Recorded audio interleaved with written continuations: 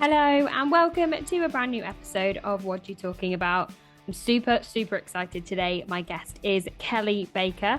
She is a CrossFit Games athlete who had her individual rookie season in 2023. She's also just topped the podium at Wodapalooza with her team Stronger Than a 90s Trend. This is an awesome episode and we talk about what it takes to get to the games both as a team and individual, and also Kelly's goals for the 2024 season. As always, don't forget to like, rate, and subscribe to be the first to hear all about our new episodes and content. Enjoy! Kelly, welcome to the show. Thank you for joining me. How are you? I'm doing well. Thanks for having me. Of course, it is an absolute pleasure. I'm so excited to have you on the show. We will talk about this probably in depth, but you are like just a few weeks off a win at Wodapalooza, top of the podium. How was that to start the year off? Yeah, Wodapalooza is probably my favorite competition of the whole year. There's less pressure, especially before the season ramps up and then it gets really pressuresome. But it was definitely the icing on the cake to get a win as well. That was my first time winning at Wodapalooza. So yeah, it was awesome. Yeah, and you and Kels are like OG Wodapalooza team, right? How many times have you competed together there?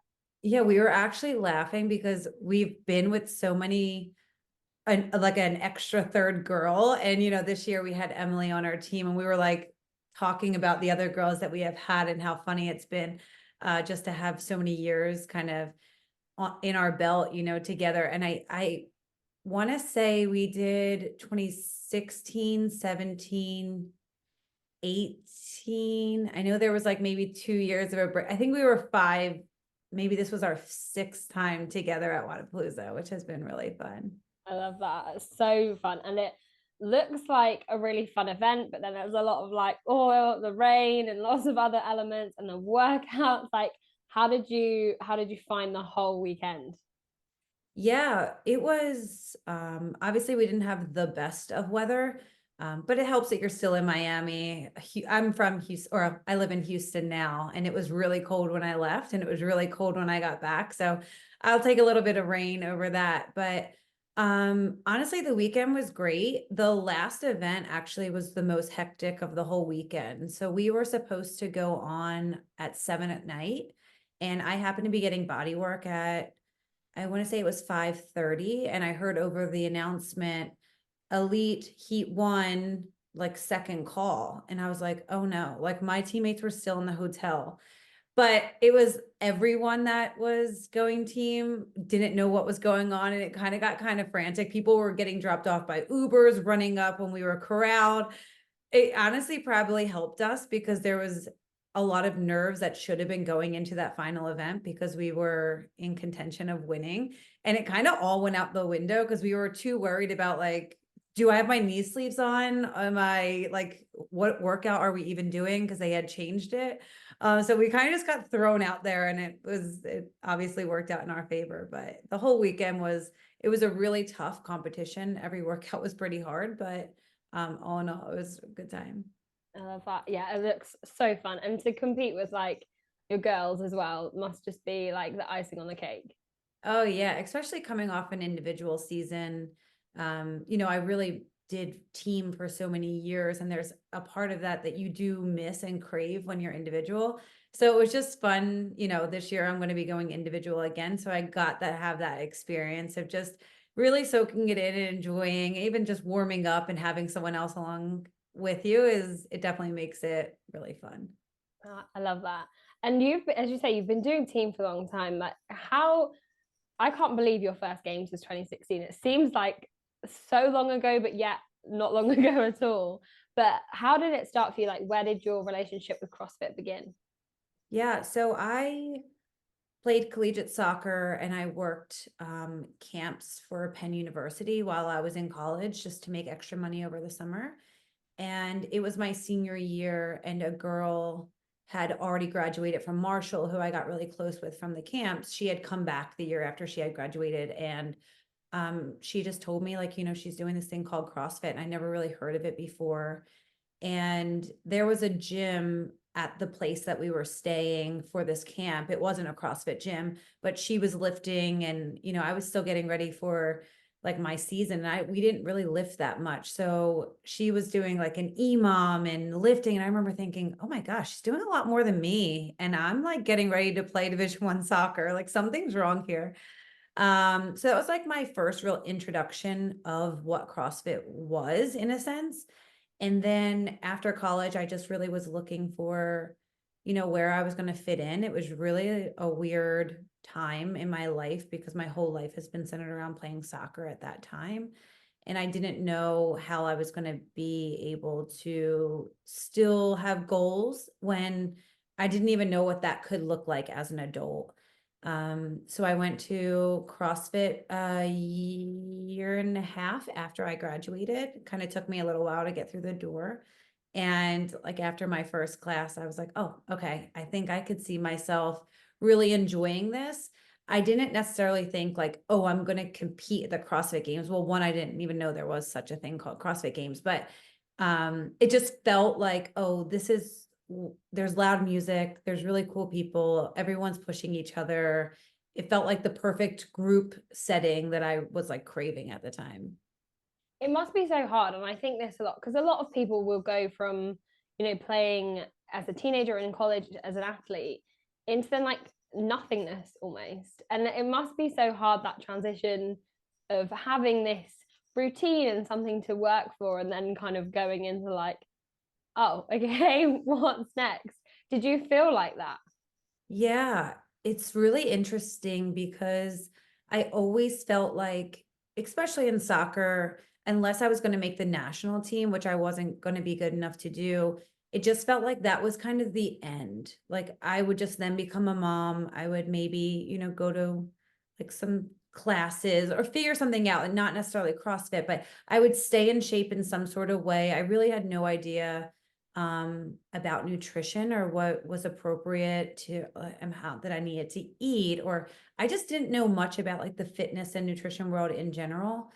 And I think getting out of college and feeling like, okay, well, that's kind of it for me in terms of the next thing that I'm going to chase was really almost depressing. I remember even my last college game being like, okay, this is what you've worked for your whole life and it's over. And now you'll just go into another phase of your life. And it's so ingrained in me to be a competitor that when I realized I needed to find something else and I didn't know what it was going to be, I was like, I need to find it quick because I'm really missing a huge part of who I am.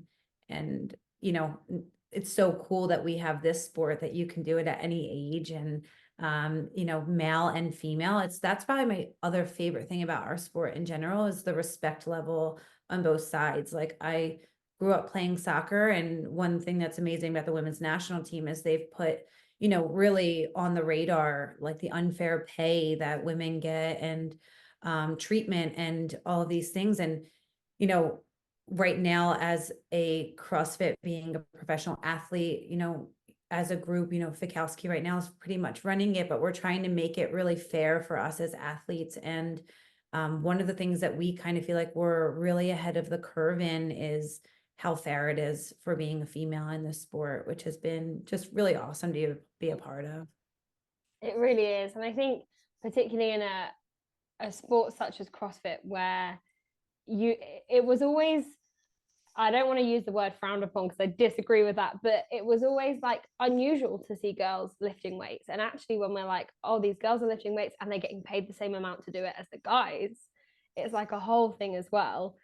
You said about like being competitive. When you left soccer, did you feel like you were like, I've got almost like an itch that I need to scratch of like some form of competing?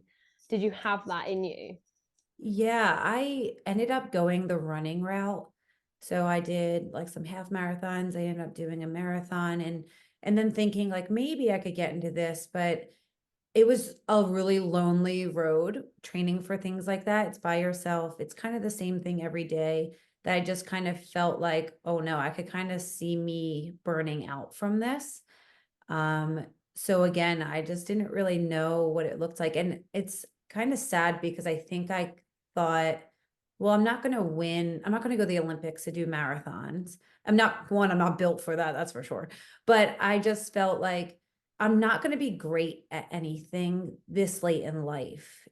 I obviously I was only 22 at the time, but I just felt like it's too late in my world to not have started something and be able to do it later on and be successful in it. So I think I just was it was so, I had that itch, but I just thought maybe it's going to be something that's just internal, that I'm just going to try to prove that I'm getting stronger or I'm getting faster these days than who I was yesterday, and I can live with that. And I do live with that. I kind of feel like I preach that more than anything, is that I don't identify as just CrossFit is who I am, because I'm not going to probably do it for the rest of my life. I mean, it will maybe be a part of my training, but um I hope I get to find other things that I want to pursue that I never thought I was going to be able to do. Like, I think doing an Ironman could be really cool, or 100-mile race, or something that's just pushes me outside my comfort zone. And I think our sport does a really good job with that.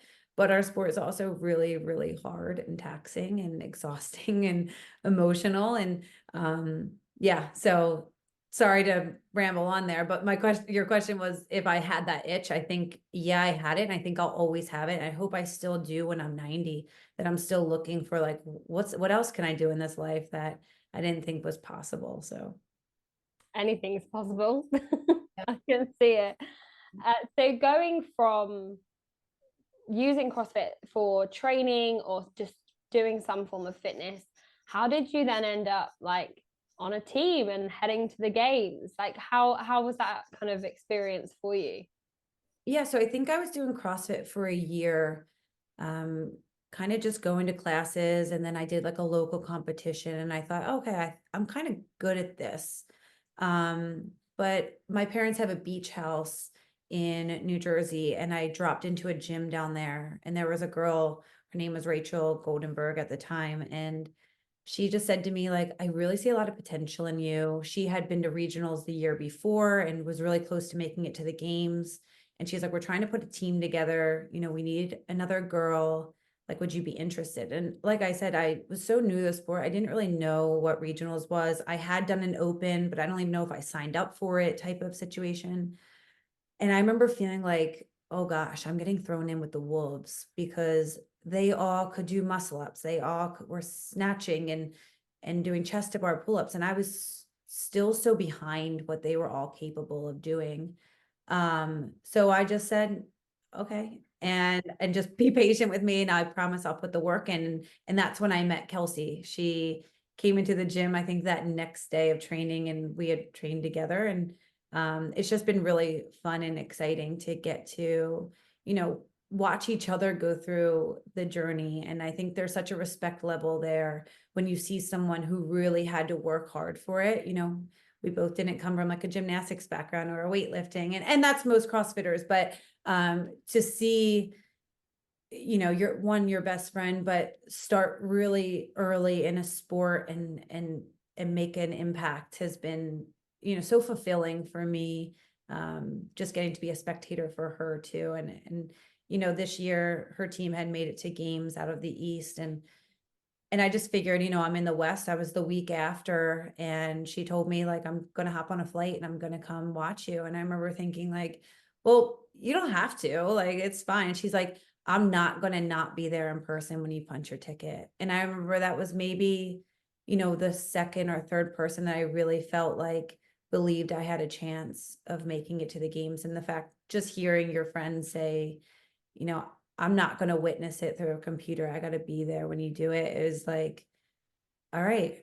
Yeah, like I have already backed myself, but it just helps when you have people that have seen you go through it all and then, believe in you. So it's been really cool. I love that. She's awesome. I got the pleasure of meeting her at FitFest last month, and she's just such a light of a human. So Uh-huh. I love that. And Yeah. you of course did team games and then team for a few years at regionals, and you've kind of done it all really, right? So when I know you talk quite a lot about this last year, you've always wanted to go individual, right? When you have kind of gone individual before and then gone back to team, Was there ever a point where you were like, no, team's where it's at for me, I'm going to stick here? Or has individual always been like the ultimate goal for you? Yeah, I think, and I'm not knocking anything about team, but I just don't think I had enough confidence in myself to really pursue it. In 2017, so 2016, we made games that first year, and then 2017, the team kind of broke up, and I was just like, well, I guess I'll just try to go individual, see if I make regionals, and I did, and I ended up taking seventh that year at regionals, and that was a really big confidence booster for me of like, you were 2 spots out, like you can do this. We just got to put in a little bit more work the next year. And then in 2018, like I put in so much work and I didn't make it. And I didn't even come close. I think I ended up 13th. And that was really hard on me because, I've talked about this on a lot of podcasts before, but it was really hard on me. But probably my best lesson being learned is I don't do this to make games. And I haven't. And I've took away from that weekend that I can't just show up for training in hopes of making games, or else this won't be worth it for me. And because I had such an ugly outlook on it, just feeling like I deserved to get there without really appreciating like the journey that I went on to even make it to regionals that year. So I do think that also played a role in my confidence of, wow, I put in so much work and I fell short. I don't know what more I could do. And it really, really hit me in 2018. I actually took off that next year and did a marathon and just felt like maybe that's not for me because of how much of like a hole it put in me. Um, and then I did Wodapalooza again, and it filled that itch that I think I needed. And I met a couple of people at Wodapalooza, and they were like, "We're going to make a team this year.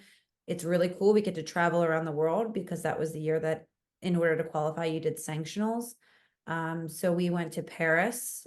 That was the last sanctional of that year, and we took second. So we fell short. We didn't make games that year, but we did the next sanctional for that following year in October, and which was the first sanctional of the new year, and qualified for games out of Ireland. And COVID happened and we didn't get to compete. But again, I'm so glad that the 2018 year happened for me, because I didn't feel broken or like, oh, I wasted so much time. It was like, no, but I got to prove to myself again that I can do this, and I get to be really proud of myself when I put my head on the pillow. And then when I moved to Houston, I was going to go individual, and I feel like I always get talked into going team because there'll be good teams that will offer. And I'm glad I did. I made games again, but then this last year I had a couple of really hard offers to turn down, and I was like, I think there's a part of me that I didn't really realize that was saying yes to teams because it was a lot easier for me to either fail or succeed with other people surrounding me. I didn't feel as vulnerable. But this year going into it, when you kind of declare you're going individual, it's like I'm putting all my eggs in my own basket, and there's a lot to be said for that. And I was just willing to just accept whatever was going to happen. And it ended up being a really interesting, crazy journey of a year for me, but it was definitely well worth it. It's so interesting you say about being vulnerable as an individual, because do you feel that with a team you've got almost a safety blanket like around you throughout, not just throughout the season, but obviously when you walk out onto the floor too?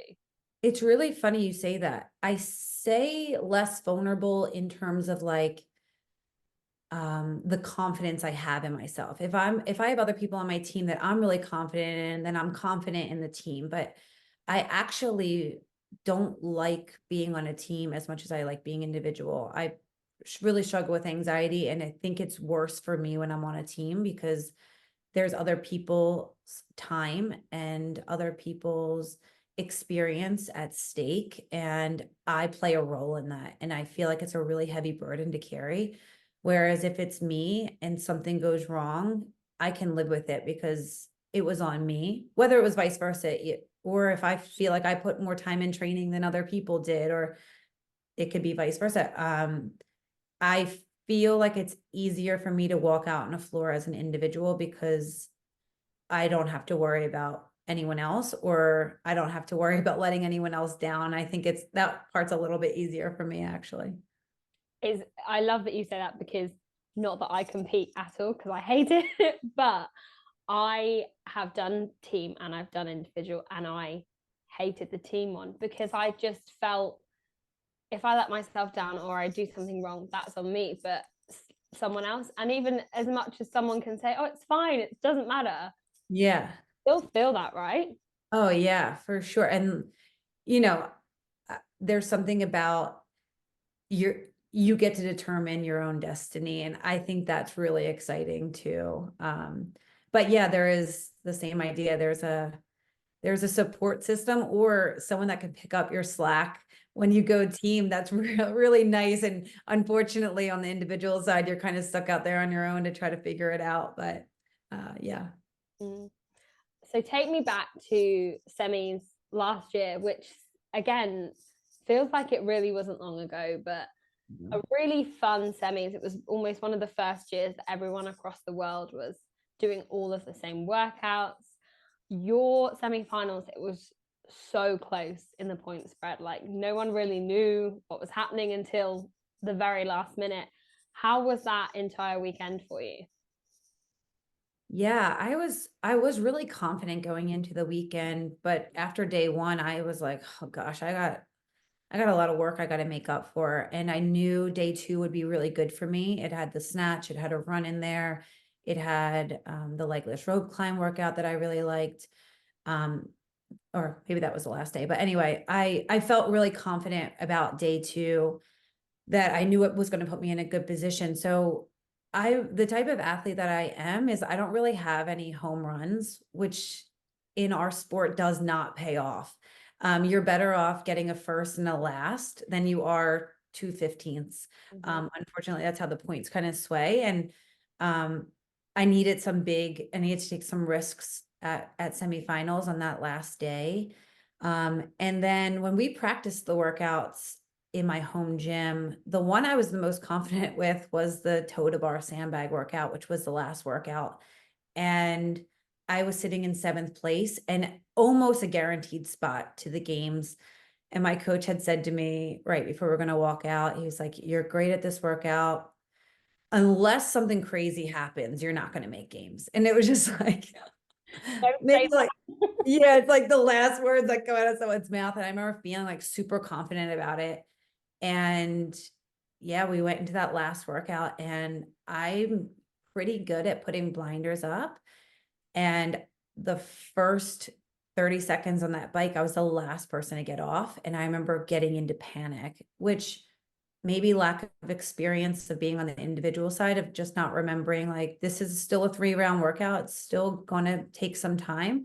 Some people may fall off on the toe to bar. Like that wasn't your plan to go out sprinting. And at the very end of that workout, you have to carry the sandbag. And I was sprinting with a 150-pound sandbag and just ate it. And I remember thinking, like, I fell before getting to the end line. And this workout was quick enough that every little second mattered. I remember thinking, I can't believe you just ruined your season. And I just grabbed the bag, got up, threw it on the mat. And I was like, all right, I guess this is like what we see. And I remember just like thinking, God, please, I've put so much work in, like, this can't be how it ends. And that's sport in general. Sometimes the ball bounces in your court and sometimes it doesn't. And I really was okay. And I was at peace if it wasn't going to. I was proud of like the workouts that I had, but sometimes we literally fall on our face, and I accepted it at that moment.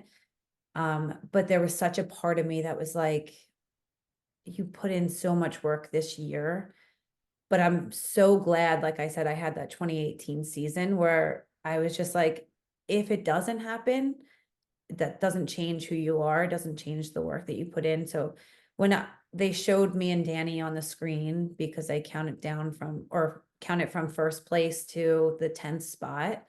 I think if I was like 0.5 seconds slower on that sandbag workout, she would have won. So it was that close of of how it came down. And, unfortunately for her, she's such a great competitor. It didn't bounce in her way, and it bounced in mine. And I think that really helped me going into games of just feeling really grateful that I got the chance to like pursue a dream that I've, been trying to chase for so many years. And, it all came kind of maybe like the most nail biting ending of like my career, but it was well worth it. How can you? I don't know if you'll be able to, but can you describe that feeling of like hearing your name on the PA? Like, because watching it, and I remember so vividly watching your reaction and being like, "Oh my gosh, it means so much." And you can see it, as you say, through like a computer screen. But if you could describe that reaction and how you felt, how would you describe it? Are you stuck at a plateau and without a recent PB? Mergs has you covered. Bringing you the highest performance CrossFit and weightlifting equipment on the market, Mergs is your secret weapon to set a new best. Whether that's knee sleeves, grips, or tape, Mergs has everything you need to stay protected and performing. Head over to mergs.com now and save 15% on all orders with the code WOD15. Yeah, I was so like proud of myself. I think that's hard for people to say because we're supposed to say like I'm so grateful or whatever it will be, but I remember just thinking like hearing my name and being like you deserve it and you should be so proud of yourself. And it felt like when I was what a lot of people didn't see that were at home was after that last workout they put us on our mats and that was it. So we're all standing on our mats and we probably stood there for about 8 minutes or something like that. Which was the longest 8 minutes. And I remember looking over at my coach and just being like, we always know, like the fans always know who actually gets that last spot. Someone can do the math quick enough, but I looked over at him and he really was just like, I don't know. I don't know. It's too close. That I was actually in pure shock when I heard my name. Like the first announced, like Kel, and I could hear that it was going to be me. I was just also so nervous and emotional. But again, like I think the best word to describe is just, I think rarely do we have times in our life that you have enough time to think about all of the things that I did to work up to that point. And those 8 minutes was almost like me playing this highlight or this movie in my head of like early mornings, long nights, crying at home because I'm just exhausted or not going out or the sacrifices you make. I almost felt like I had that time to reflect and think like, wow, this could all end right here, or that could have all been worth it. So hearing my name, I was like, this is how it was supposed to be, and soak it all in. I think it was just, yeah, it was really, really awesome. It was amazing to watch. I have such a vivid image of my head of like watching those uh, announcements. It was so special. And going into the games, I mean, you had a bit of a whirlwind of games, let's be honest. my whole career as an individual has been a nightmare. A good one, right? Yeah, just kidding. Um, for anyone who doesn't know, the cuts came after day two. It was the Friday night, right? And 30th, the 30 to 40 were cut, and you were sat in 31st. And at probably a ridiculous hour of the evening, you found out you were in 30th and were carrying on for a third day. Yeah. How does one even process that? You don't. I spent so much time like crying that day, and it was more so because I was the opposite of how I felt after semis. I wasn't proud of how I played out my first 2 days. I felt like I played really scared. I didn't showcase what I wanted to showcase for me. And it really wasn't for anyone else. I really couldn't give a shit what people thought about my placement. I just felt like you work so hard that whole year to get somewhere. And I felt like I was almost feeling like I shouldn't be making this cut, or oh, we're running this. Well, that's X name, whoever it will be. Like they should be in front of me. Like I felt like I was a newbie in this sport, allowing other people to take my place. And I was more emotional because I couldn't feel proud of how I performed those first 2 days. And I was not going to go out that night after I got cut. I was still in my hotel room. At this point, it was probably 7 at night. And I was on the phone with my sister FaceTiming, and she's like, let's not even worry about going to dinner. And I was like, my family flew out or drove out. My mother-in-law and father-in-law flew out, and all these people are here supporting me. Like I deserve to put on a brave face for them and enjoy the time that I get to spend with them because I don't see them that often. So we like went out, went to dinner. The infamous, like I had a burger, drank a beer, and thank gosh, I was so tired that I was like, I need to call it after a beer. And when I was like, tomorrow we'll actually celebrate, but tonight I just need to like go home and sleep. My eyes were so puffy and swollen. And then I got that email at like 11:30 at night. And I'm shocked that I was even awake because Mm. we had got back to the hotel. I took a shower and I had gotten an email. And I remember thinking, like, pardon my French, I think I said to my husband, they're like, what the fuck? Like, why am I still even included on this email list? Like, it's already been a big enough blow, but I don't need to hear what time people are checking in or what changes they were maybe doing to a workout, if it rained, whatever it was. And I just like out of curiosity more so just opened it and I was just ready to delete it. And it said like the top 30 men and females. And I just, for some reason, like scrolled to the bottom. It was all the males. And then all the way to the bottom, the very last line of that entire email was just Kelly Baker. And I was like, what? And I like look at my husband, I'm like, my name, like it's on this email. I'm like, something's wrong. Like I'm 31st. I went back to the leaderboard. Look, no, I'm still 31st. Like what? So we have a point of contact and I texted her and just said like, I think there might've been a mix up. I said something in those lines. Like I got the email says my name on it, but I'm 31st. And she just said like, very bluntly, like one of the athletes withdrew, therefore your 30th, see you in the morning. And I was just like, I didn't get like an email. It's like, hey, you're still in. It was just like, hopefully I opened this email and Yeah. my name was at the bottom.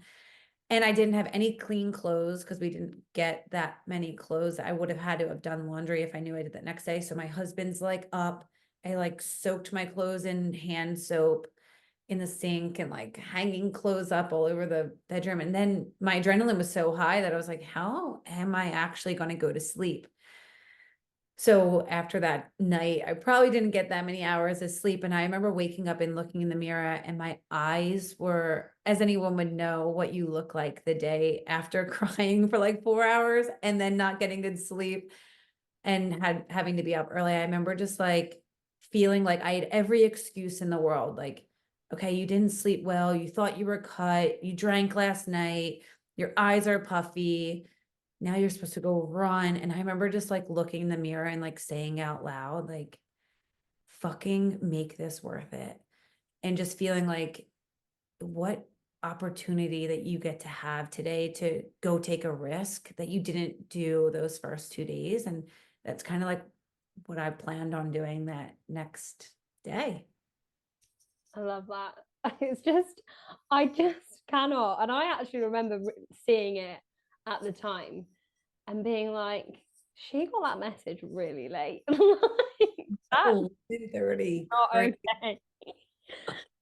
Did you, was there any part of you that, and I love how you go about that. You're like, this is the chance, you just got to go for it. But was there a part of you that was like, no, it's really unfair in a way because I've had however many hours notice, I haven't prepped, I haven't done this, I haven't done that. Was there any part of you that was kind of like pissed off in a way, I suppose is the way of putting it? I wasn't, and I think it was more so because I was kind of in my head of like, do I really deserve to get to play again? Like I did end up 31st. So they could have easily just been like, well, someone withdrew. So now there's only 29. So I did feel like grateful that they still were going to let me play, even though technically I could have been cut. So I definitely didn't have, I think I had nerves like, oh gosh, I really am not like, I didn't eat the way I should the night before. You're going to be competing at the highest level in our sport, or, so I think I just was like, all right, let's see what we can do today. And I loved day 2 workouts or day 3 workouts that I was like, I didn't really think there was a part of me that was like, okay, yeah, I'm gonna win these workouts. But there was a part of me that was like, how fucking cool would it be if I made it to the last day? And that's kind of like what was in the back of my mind that whole day of like, I get to really prove to myself that like anything's possible, and let's go see if we can do it. Yeah, I love that. And that there was, correct me if I'm wrong here, but I seem to remember there was like an issue with the leaderboard and stuff that kind of made you plan your workouts differently, which possibly may have affected going into the third day. Yeah. And it was to do with the lift, right? Yeah, so I did really well on that run, and that put me in like 23rd. And then I thought I did really well on that next workout, but I guess I didn't do as well as I thought I did on because it was a 2-part workout where it was your combined scores, and I just went out, I think, too slow in the first round. But anyway, they had me sitting in 18th on the leaderboard, and so they had my score wrong, or they had tallied something wrong. So when we were warming up for my lift, I was actually still on the platform of the person that was sitting in 18th. So I knew the girls that were at that time on the leaderboard that were behind me were lifting before me. So I knew exactly what I needed to hit to beat the girls that I needed to beat. Um, and I was really happy with my snatch number, because I knew after I'd snatched that basically what I needed to clean and jerk, and it was well under my PR. So at that point, I didn't take a risk at all with my clean and jerk. I was like, all right, I'm gonna play it safe here. I know exactly what I need to hit, and I walked off that floor being like, I think I did it. Like, unless I really like mathed wrong, or they penalized me for some sort of reason, like I did enough to beat the girls I needed to beat in order to make it to that next day. And then when I got off the floor, my coach was like, there was, they kind of messed up the leaderboard, and you were actually sitting in 21st or 22nd. And I was like, okay. And it was the same exact feeling I had the day before, where we were just waiting for the leaderboard to shake out. And, the day before I was at 31st. And then that night, same scenario. I'm staying there with my family. We're all looking at our phone, refreshing. And then it was 21st. And I was 4 pounds out of making it to that next day. And I was okay with it. Like, yeah, everyone makes mistakes. I don't blame CrossFit for it.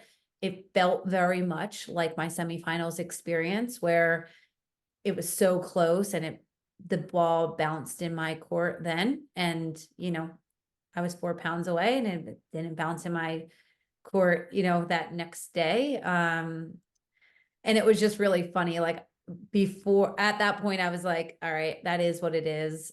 You know, lightning doesn't strike twice. I'm not going to get to play the next day because someone else withdraws. So I just like made a joke to the point of contact that we had before I'd gone to dinner, like, hey, I'm going to dinner, because the running joke was the burger and beer situation. But I said, just like going to dinner, just double checking. And she said, we did put a cutoff for the withdrawal. Like, you're basically not going to compete tomorrow.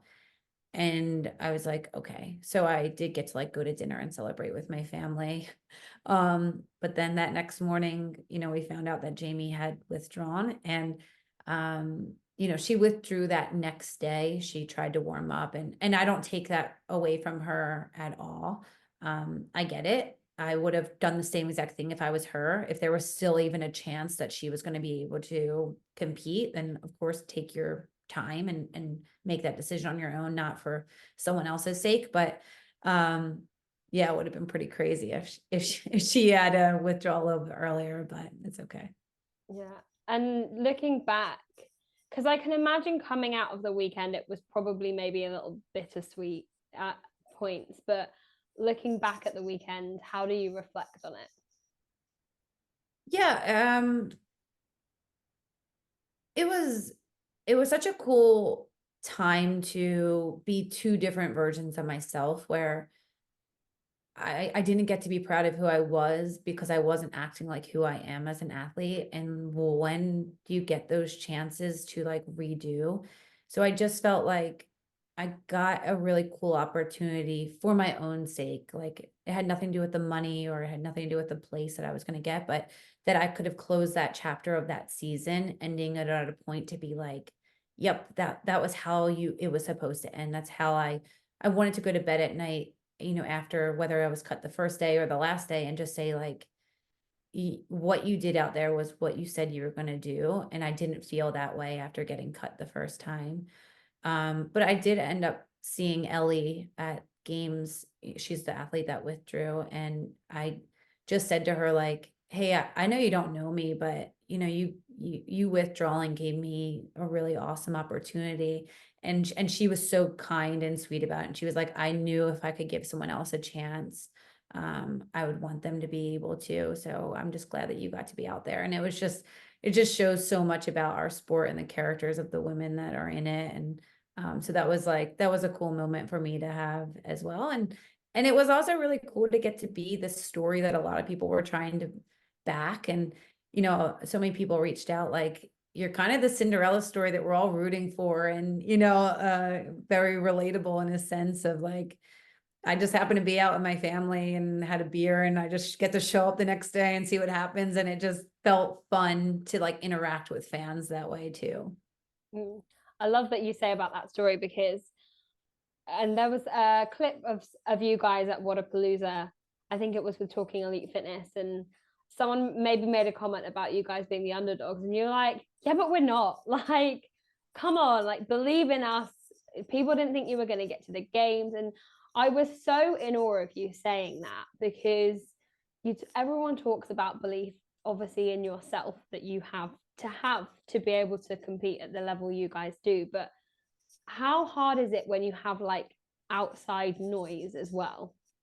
Yeah, it's really hard. It was really hard on me going into individual last year.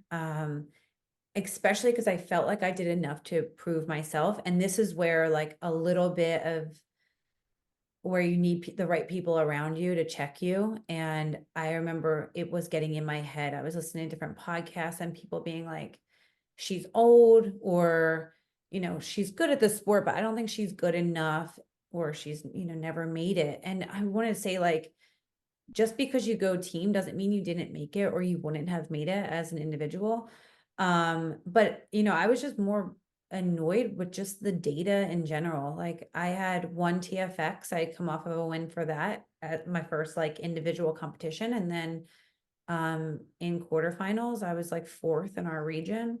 And then obviously semis, I ended up 10th, but um if I didn't fall, I would have been seventh.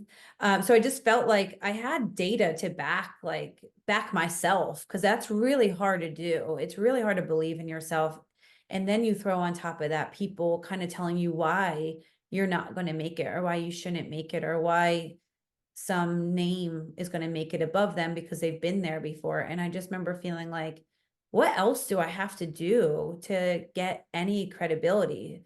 So I felt like, okay, like even going into the games, like I think I was predicted by some people to be absolute last. And I was fourth in our quarterfinals. Like I was just like, okay, that's what some people believe. And what I just decided to do was not listen. I just didn't listen to any podcasts or things, but it's inevitable that people are going to be like, did you hear on whatever podcast they said that, you'll not make the cut or you'll do this? And I'm just like, I haven't heard, but thank you for filling me in.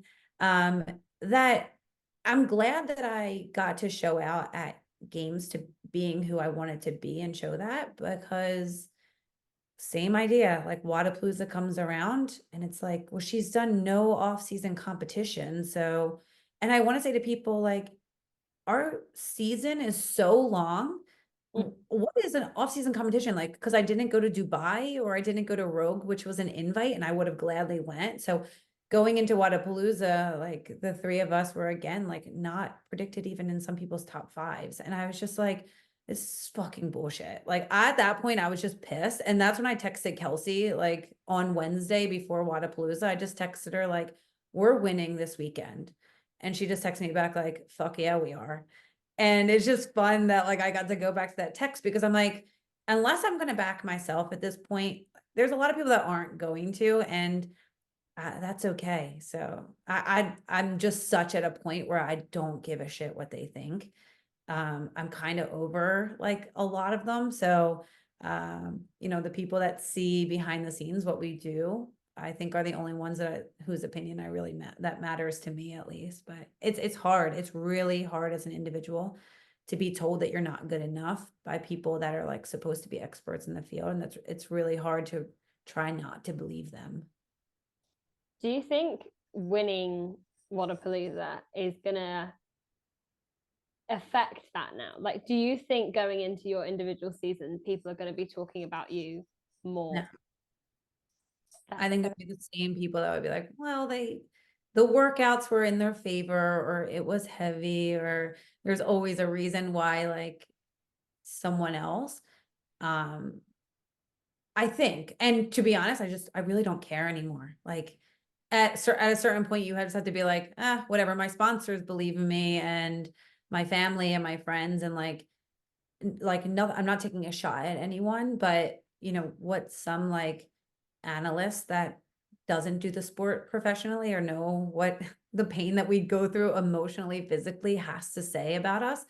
Um, or some like bully on the internet that wants to like make a YouTube about anything about any female. I'm so fucking over it that I'm just like, unless you're going to back me, or unless I'm not even saying back me, because who knows, I might not make it this year and that's okay. But unless you have anything kind to say, I just don't really want to hear it. And that's kind of where I am with it, I think.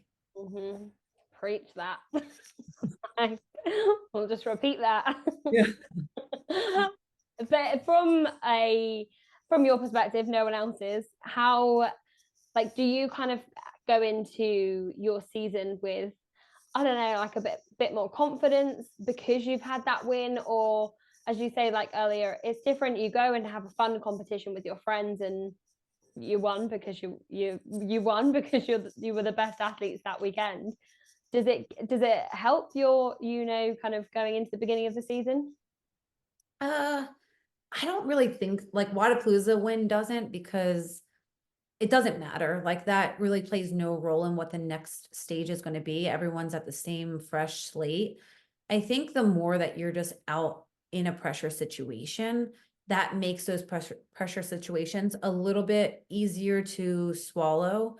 The first time going to regionals, or the first time walking out in games, or getting your games jersey, or doing all that can feel so overwhelming. And I'm not saying I'm like, oh, I don't even think about it now. Like it's still the first time you walk out on the floor at semifinals, like it kind of takes your breath away. It's very nerve-wracking and intimidating, but there's something about being there before that definitely adds a little bit more confidence. So I think there's confidence in, I've been doing this for long enough. I'm confident in my coach and the training that we put in. Um, but I don't know if the Wodapalooza wins like, oh, well, I'm definitely going to make semis, or whatever it will be. I think it's more just like, all right, yeah, that's really cool momentum to get me going. It was a great start to the season, but it doesn't really matter. Um, so yeah, I guess confidence, but I'm definitely not in my head of thinking like, oh, now I definitely deserve to make it to the games again, because I think anyone making it to the games, and you saw it last year, people that were expected to make it didn't, and some people that weren't expected did. It's like definitely nothing that I would, take for granted, is what I would say. Yeah, for sure. I love that. So obviously going it back in as an individual for the season, any goals, any like particular plans, or you're just kind of seeing what happens? I think the only difference of this year to last year is I really, really dove into training hardcore, like in November. Like, I mean, double sessions, long ass hours that, my coach and I talked about. I really did burn out a bit coming like to semis, that especially with the Open being a little bit easier to make quarterfinals this year, with a huge percentage more, 25% of the people make it, that I am very confident that I would make it to quarterfinals. So Valentine's Day weekend, like my husband and I are going to go skiing. And the old me maybe would be like, I'm not going to be leaving the house, 2 weeks before the Open or whatever it is. And it's like, I trust myself enough that I should be doing this because this is still considered off season for me, and enjoy time with him that gets taken away during the season. So my all-inness of the season is just a little bit more different, but I don't have any more or less goals than I had last year. Like, the goal is, like, first and foremost, of just making myself proud and making sure that I'm still loving it and enjoying it. And but the dream is, of course, to make it back to the games again. And if it's in the cards, then great. If not, I hope I've done enough that I, again, just get to be proud that, I'm in a really cool sport and I get to do this kind of as a living. And that's kind of crazy to think about. Very cool. Well, I'm super looking forward to watching and supporting throughout the season. I'm not going to let you go without answering some quick fire questions, though. Okay. They're never that quick. I'm going to start calling them like slow fire or something. Favorite lift? Snatch. It's not my best lift, but it's probably my favorite lift. It's like when it's done right, It feels like, how I could compare it to people that don't do CrossFit would be when you hit the golf ball right, but you're not good at golf. yeah. It's like, what, you hate it, you're like ready to give up, and then sometimes you make contact and you're like, oh, yep, that felt right. So that's probably why I love it. Yeah. Love that. It's a great way of putting it. Favorite overall movement in CrossFit? Again, not my best movement, but probably ring muscle ups, because they've come a really long way, and now I think they're pretty fun to do. So ring muscle ups. Love that. Favorite benchmark WOD? Kelly. And it's not just because it's my name, but it's a longer endurancey piece. And yeah, I'm pretty good at it too. So that would be mine. Great answer. And obviously, you've been to the games on a team, but if you could build a dream team to go to the games, who would you have with you? If I could build a dream team, It can be I would. 6 or 4. What'd you say? It can be 6 or 4. Okay, I'll go 4, because Kelsey, probably Chandler Smith, and probably Noah Olson. I just feel like it would be a collectively, like, fun group of people to be around. I love nothing more than being around Noah. There's no one else. I remember first meeting him thinking, this is fake. No one could be this nice. And he's like genuinely the nicest person I've ever met. And then me and Chandler have been friends like well before he's made games. We've done competitions together. We've gone to weddings together. He's just been such a good friend to me.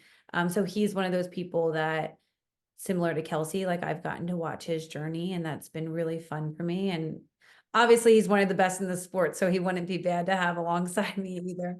And we're all similar, like, heights. The boys aren't too tall, so with the worm, I think we'd be all right. I love that. Well, thank you so much, Kelly. It's been an absolute pleasure chatting. And as I say, I can't wait to watch you this season. Oh, thanks for having me. This was such a pleasure.